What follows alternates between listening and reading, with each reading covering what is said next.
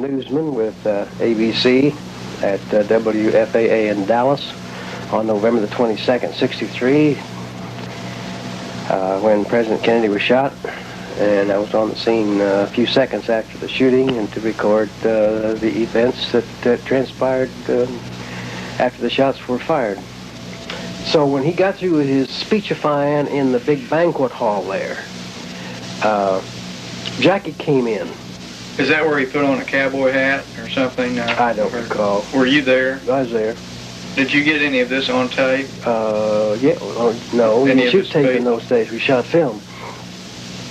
Okay, I know other people... You mean the audio? Yes, the audio. No, we didn't have anything to do with audio at all. We were just there as film newsmen. I see. But back then, you wrote the story. I see.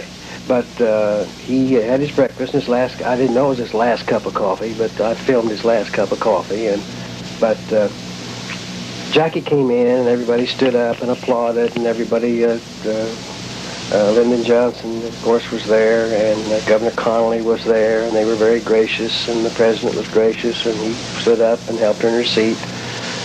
And so she had her own private entrance, you see. After the president had his entrance, she wanted her entrance, evidently, so she came in. There was this thing to do all over again. But he finished, and then when he went out, the crowd was there. I'm sure it was a different bunch of people, but he again walked across the street, and they had a little platform there that they had made, and he was going to do his speechifying on the platform along with the local politicos, senators, and et cetera, this type of thing, and governor. And then when he got through making his speech, again, he walked into the crowd. And, of course, this drives his security nuts, but nevertheless, the same thing happened after he was through, and the Secret Service or whoever herded him back toward the limousine. Now, it was raining. This morning, it was raining. And the bubble was up on the limousine. And it was raining in Dallas. Before they left, they took the cover off. My camera had broken the night before. We were in the press club. After we covered the president, I was up in the Fort Worth Press Club. We had a room there because we were going to come, the next morning we were coming down. It was Friday. And film the president. And I had set up the sound camera, and I got his speech on sound. And then after his speech, well, then I went up close to the podium and got some still shots. Oh, you did get him on sound. But I don't have the sound. But you did shoot him in sound. Oh, yes. They used 16 millimeter. Yeah, but I never got it. So my assistant was driving the news unit, and as we were coming under the triple overpass, inbound from Fort Worth, we'd come in, we're coming up Commerce, and then there's Main Street, which is a good tobacco spit away, and likewise to Elm Street. Well, here's the president coming. We just accidentally timed it where he was opposite the school book depository as we were parked at the light, ready to turn right at Commerce Street. And we could look over there and we could see the president, And I thought at the time, well, maybe I should jump out and go over there and film the lesson. But knowing that we had, Mel Couch was assigned to cover the president from this platform. And I thought, well, Mel's covered that all right. I better get the film back. And then just over there and saw this going on. And Curry's voice on the, which you just didn't hear. Shots have been fired at the president. These are not the exact words. I want this to go on tape. But as I recall, this is what the information was that it came in. That I heard on the Chief Curry's voice is on the shots have been fired at the president.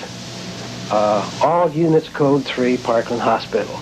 Now, those might not be the exact words, but that's the essence of the thing. I had glanced at the motorcade. I did not see I did not see any shots. I did not see any of the activity other than the car speeding off. You didn't hear anything? No. At this time, did you jump out of the car and begin your run? Yes. Is this immediately when the car sped off, you moved? Yes, right. Okay. Oh, I knew it was a story then. I knew that something had happened and there was trouble. I didn't know what, but I knew it involved the president, and there was the president's motorcade. Where did you run? What direction did you run? I grabbed my assistant's camera was just like mine, but it worked. I grabbed as much film as I could grab, and that was 5 rolls. Stuck them in my coat pocket and was running and shooting at the same time. Okay, you get out of the car. What's your immediate route? What can you remember? I ran right straight toward the school book depository. Why did shooting you, on the way? Okay, why did you run right straight toward the school book depository? Because I saw that's where the president was. I mean, that's where the motorcade was. And he said shots had been fired at the president, and there was the president's car speeding down and all this activity. Did he say shots had been fired from the depository, or did No. he say shots fired at the president? No, he said shots had been fired at the president. Okay, now you're running toward the depository. Can you describe to me that time of running toward the depository, entering the depository, and what was going on? There was a lot of frantic action. People were running. Some people were throwing themselves on the ground. One policeman tried to stop his bike and laid it down in the street and stuff like this. I'm looking for red lights on cars, police cars where they stopped. I'm looking for policemen apprehending somebody or trying to apprehend somebody. Clusters of uniforms or guns or anything to mark this is the spot, right? I didn't see any. You're filming this with what camera? Bell & Howell, 16mm Bell & Howell. Well, I went in with the first batch of policemen. I say policemen, that covers everybody. That covers Treasury agents, Secret Service, FBI, local law officers, uniformed law officers. I went in, we hit the door sort of at the same time. When I got to the school book depository, I was looking around for what's happening. Shots have been fired at the president, and I don't see any police doing anything. People were just sort of milling around, like nothing happened. I said, I don't believe this. One civilian looked up at the building, and I thought, that sucker's inside, and I made a run for the door. And when I hit the door, well, evidently some law officers decided they'd go in at the same time, and we all. I mean, they saw you run to the door, and they decided that's possibly your action. I don't know whether they saw me or were even aware of me. Is this not too long after the motorcade had advanced on to Parkland, gone into the triple underpass? I couldn't tell you in minutes how long. You couldn't say 5 or 10? You couldn't tell how long you were milling around? No, it's faster than that. You're talking about maybe 3 or 4 minutes? I'm talking about less than that. Okay, so from the time you saw the motorcade to the time you hit the door at the school book depository. When Chief Curry made that announcement, I was in that news unit long enough to just reach over and grab a camera and 5 rolls of film and get out that door. And we're talking about 8 seconds at top. Well, not that. We're talking about probably 5 seconds. Yeah, you're probably talking and about... I'm running and filming at the same time, and it was jerky because I was running. And I got there, and I looked around, and I suppose I stood there maybe 15 seconds. Then I saw the fellow look up, and then I ran to the door, thinking that the police were inside. The action was inside because I couldn't see anything outside. So I went in the door, and when I went in, there were several bodies went in with me. Later I was to find out that they were law officers. And one turned around. As soon as I went in with him, turned around and says, lock the door, don't let anybody in, nobody out. Well, we go through the building floor by floor. And all these guys are, the officers are looking around boxes, thinking that we went on up to the 7th floor. Didn't find a thing. No gunfight, no one. We started back down again. And on the 6th floor, what was his name? You said, no, I got it right here. Dean. Sergeant P.T. Dean. He was a detective for the Dallas Police Department. Saw the butt of the rifle. Now, let's get this straight. You are there when he sees the butt of the rifle. Yes. You were there. I even have pictures of him. I was on the same floor and just a few feet away from him when he saw it, when he found the rifle, and he didn't touch it. He said, I think I found the rifle. Because you could tell it's a rifle, you could see the butt. About 4 inches of the butt was sticking out. Okay, now this is not long after you run into the building then. Well, we had gone through darn near 7 floors of search and started back down again, so however long that takes, we're talking about at least probably 3/4 to an hour. Oh, I see. So it's not minutes that in which the gun is found. No. It's a half hour or more. I would say, yeah. Okay. And Dean started to retrieve it, and he didn't touch it. And Captain Fritz said, don't anybody touch it. Call the lab. And somebody called crime lab, and the crime lab man came, and I'm just guessing. It seemed like forever to me because I wanted to see that rifle. And you stayed right there with it? Oh yeah, never moved. In fact, this is interesting. They would not let me, the officers there would not let me get around where I could get a picture of the butt of the rifle. Okay, what are your recollections upon going to Parkland? To tell you the truth, when you're under those conditions, a newsman, now at least this newsman, I'm more concerned with some idiot turning on a light right in the middle of the interview and screwing up my exposure. Do I crank back a half a stop? Do I, or a full stop? What's the power of his light? Is he shooting 500 or 1300 or 1,000 watts? What's the increase on this thing? And they kept doing it all the time, and I'm having to film this thing. And my exposure. There's so much about the camera operation that you're really not listening to what he's saying. You halfway listen, because this clues you whether to turn the camera on or turn the camera off. But you're not there to say to yourself, well now, 23 years later somebody's going to be asking information and I'm going to have to remember this. You don't think of things like this. Right. But I do recall that there were some kind of diagrams drawn. Now whether it was pertaining to the president's wound or whether it was Connolly's wound, and I'm sure these doctors weren't much of artists anyway, but we got, as I remember, most of our reports that we filmed, sound on, were concerning Connolly at that time because there wasn't too much you could do about the president. He was dead. And I don't have any of this because, you see, this went on the air. If it went on the air, I didn't get it. It wasn't thrown on the floor. There was film knee-deep in the editing room where they would just tear it off of reels and look at about every 10 feet and see if that's what they want because they had to get it out over the air. And more than likely, it's destroyed or carried off by some other newsman. I have pictures of the little black boy that came in with a huge drum on wheels, and he would take the film that was on the floor and put it in and take it out and burn it. My man. And when I would come in to edit my film, I'd have to go right back out, but I would always pause enough to see if any of my film was going out and being burned, and because I at least wanted to save what I had shot of it, because I figured that this was going to be a historical thing, and I'd kind of like to have it for a keepsake. And I'd pick it up and look through it. If it looked like it was mine, well, I'd just put an empty reel up there and just crank it on there and stick it in my pocket. And I'd pick up another one, and then if it was somebody else's, I'd drop it, and I'd find something that was mine, because I was shooting so much of the stuff then that probably 50% of it was mine. Film was going through cameras like you wouldn't believe. Let's go from Parkland. Did you see the president's body leave? Did you go to No. Love Field to see it leave, No. or the casket? No. Nothing. No No. confrontation between Secret Service agents and the Dallas police? The last time I saw President Kennedy is when he got into the limousine in Fort Worth and pulled out of sight around the corner on his way to Air Force One. Okay. Where were you after Parkland? You go to Parkland. I was there for a long time. Discovery of a bullet. These reports kept coming in. Discovery of a bullet supposedly happened the next day, evidently, but anything important that you can recollect now at Parkland?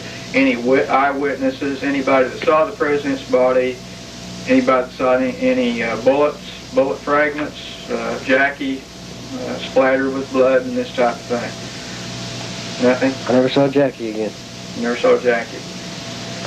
No. Rumor about the President Johnson suffering a heart attack. No, I didn't hear about it. And you said all this time Bob Walker's back at the newsroom. Okay. What's your next, let's jump from there to your next vivid recollection that would have a bearing on possible evidence of this case from Parkland. Where are we going to the next day? Are we going to Saturday? I never heard of this bullet thing on the cot until probably a year later when somebody was revamping this thing, or maybe it was an article I'd stumbled across in Argosy or something like that. But as far as I know, it was not common knowledge that anybody found a bullet on any cot, no time, nowhere. during what period of time? And there were a lot of newsmen there, and there were a lot of doctors there, and nobody even mentioned bullet in the cot that wasn't damaged or anything like that. That came up a year later. It came up almost a year later? Well, I say a year later. It could have been 3 years later, but I mean, I heard about it. Okay, not 2 or 3 days later, but approximately a year when you would have when I heard about it. Now, I'm just saying from my standpoint, and I mixed and was with newsmen from all over the world. I mean, by that time, there were hundreds of people there. Okay, where do you go from Parkland? And we talked. You know, we shared information. You leave Parkland, then what's your next recollection that has a bearing on the case at all? I know you're probably tired. What'd you do, go home or keep on working? Well, I made so many trips in and out of Parkland while Governor Connolly was being worked on. We wanted reports of the governor. And that was sort of my beat, because that really, at that time, for the next day or two, was the only thing that we had to go on connected to the shooting, was Connolly. Any trips to see Oswald at the police station? Were you in any of those news conferences where Oswald disavowed any knowledge of shooting President Kennedy? During this, I never was at the police station. Now, I don't remember now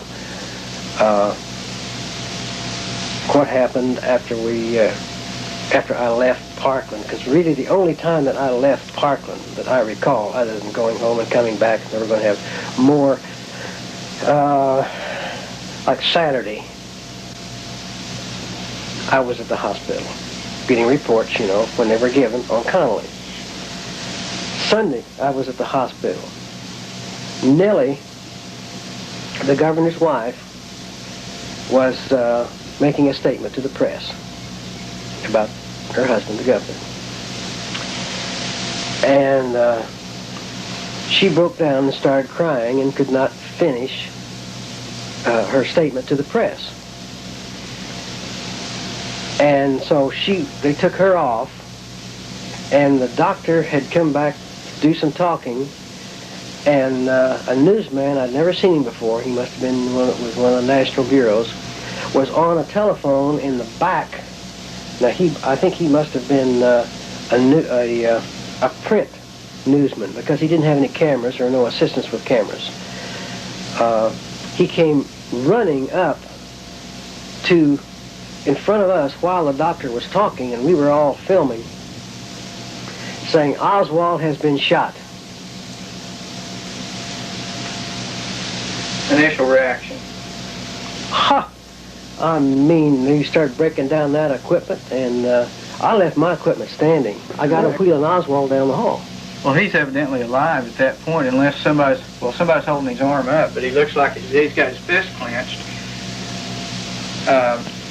He's alive. And that's the last I saw of Oswald, was that short trip from... Okay, now, you say can gain into some good stuff. Are you progressing to the Ruby trial, or are you... No, there's some stuff that we aren't into yet before the Ruby trial. It's important to know that the film that we were using was a black and white film of very high speed. It was outdoors in the sunshine, or when you've got sunlight or bright light. We use it without a filter, or with a filter. Okay. We put a filter in. That takes 3 stops off of it and puts us down into the exposure. Otherwise, we'd be overexposed. This is to give us the latitude. So when we go in where it's dark, we take the filter out, and the film is fast enough that it will cover things shot indoors. Day and night with a filter. Okay. Right, so we can shoot indoors and outdoors by putting a filter in or taking it out. Okay. They dispatched when there was one fella, he was a retired naval officer, and he was one of our newsmen.